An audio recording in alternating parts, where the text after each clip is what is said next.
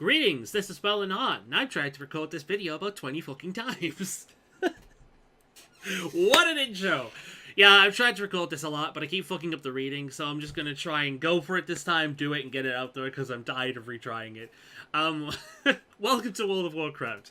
One of the very first videos I ever uploaded to my channel about WoW was my character's backstory. That was back when he was a Worgen, and I've since changed to a High Mountain Tauren. And I've been meaning to do this for a long time, but I don't know, it's not quite been there yet. Pretty much all of the characters I play for a certain period of time, I develop a kind of personality for them or a backstory for all of them. But it's usually in my head, and it comes over time. But since Faolan is my main, I kind of want to give him, you know, my full attention and put some effort in there and actually write it down. And it's taken me a while to do it, but instead of playing WoW today, I've actually been writing shit down because it's more entertaining than the actual game in its current state. I had to get that thing in there. But I'm not a role player. I think a role player is cool, and I respect just the sheer amount of creativity people who, you know, engage in that have. But I find it too intimidating, so I don't do it. And I'm not a writer, so this is probably fucking shit. But I hope you get some entertainment in this, and I'm sorry for the bad rating ahead of time. This is my own fucking writing, but I've fucked it up multiple times in a row, and I'm getting a little tired of re-recording at this point, so I'm just gonna fucking stick with what this version is. I have a bit of a lisp, and it annoys me, and I trip over my words a lot, but yeah, there we go. Early life.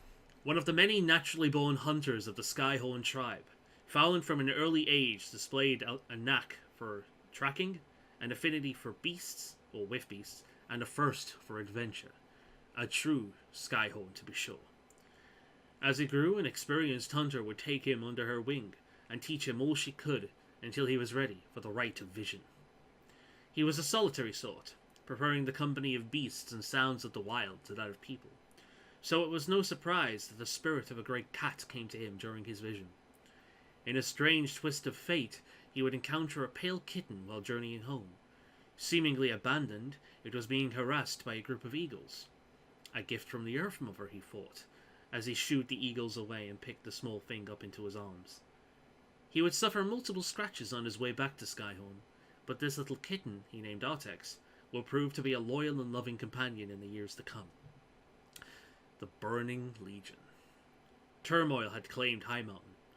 The Burning Legion had returned, and news had spread that the Horde and the Alliance had failed to stop their initial assault. During a meeting of the tribe leaders, Dragul, leader of the Drugbar, had slain High Mountain High Chieftain Uldian? Why did I say Uldua? Fucking Yulin. Fucking Christ. Leaving his inexperienced daughter in charge. The tribes had split, deciding to look after their own. But there was still hope. There was movement at Trueshot Lodge, as hunters of all races from all over Azeroth were gathering to take a stand against the Legion. It was there that Faolan met Giles, a Gulnean hunter with much the same temperament as his own.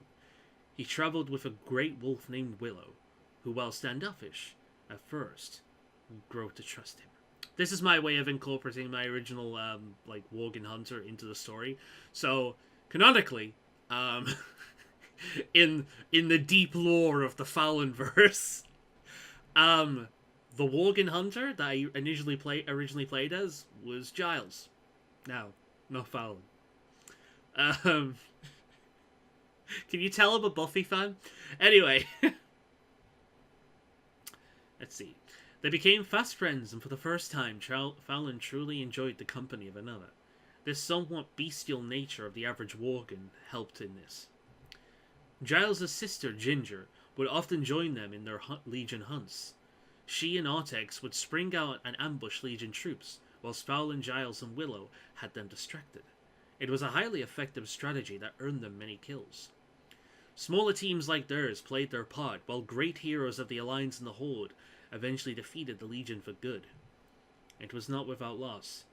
Giles was one of the many to fall, and Willow fell into Faolan's care. While the sounds of celebration echoed across Azeroth, Faolan, Ginger, Willow, and Artax mourned their loss by a campfire. Ginger soon returned to Darnassus, and life continued on as normal, or carried on as normal. the burning of Teldrassil. The tribes of High Mountain had joined the Horde. Faolan was pleased by this, and was among the first to venture to Orgrimmar. He had worked aside many of the Horde in Trueshot Lodge, and while still solitary by nature, he had learned the value of the pack. He was eager to learn more about his horned cousins. His spirits, or his high spirits, were not to last. He overheard regretful whispers among some soldiers. The Horde had attacked the Alliance and burned down the World Tree, damning countless innocents within to a slow and painful death. It was Teldrassil.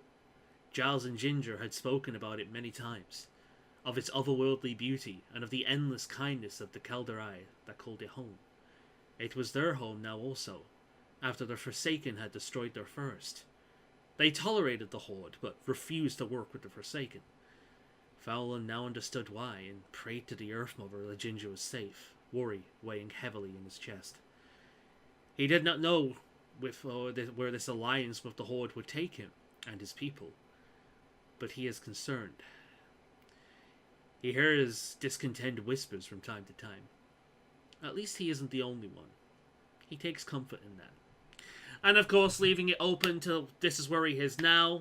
He's joined the Horde. He's not kind of happy where the Horde is right now, and he doesn't exactly feel right in this war against the Alliance. Like, the very people that basically worked with him to fight against the Legion and help build his home at home, help bring connections to the tribes and align them once more. Because only together are we High Mountain. But, he's discontent within the Horde. He's worried about Ginger. He doesn't know her fate. She's fine. She's burning with anger right now with Teldrassil. The Horde has taken her home away twice. Ginger is not a happy puppy right now. But she's fine. I don't know whether she'd attack him on sight should she see him, but neither of them were at Dockshore. I don't know what they were doing, but neither of them were at Dockshore. They heard about it later. She is part of the Dockshore assaults, though. In my opinion, like in my head canon, the basically Gen Greymane says like I'm sorry, Anduin, but I've got to help them. They help my people, and I can't just leave them to their fate after they help my people, because it's the exact same shit that happened to me in Gilneas. So the Gilneans are helping the Kaldrai. And yeah, I would believe that once Ginger found out what would happen, she'd be one of the first to enlist, as would many other Worgen. The Kaldrai were not the only ones to suffer. Many Worgen were lost as well. So, yeah, that's pretty much where the kind of story is, and I like how I've connected it to Ginger. Eventually, I think, because Ginger's kind of like my Alliance main right now, and I'm almost as attached to her as I am my main character. Hence the profile will be the thumbnail for this video. I'll leave the artist for that down below. Check out her stuff. She does fantastic work. I couldn't recommend her highly enough. But yeah, I hope you've got entertainment out of this. I'm sorry for the shit reading, but but yeah, yeah, I'm not a role player. I do this for fun. It makes me feel more attached to my character in the world, and everything around it seems so much more impactful when you're part of it.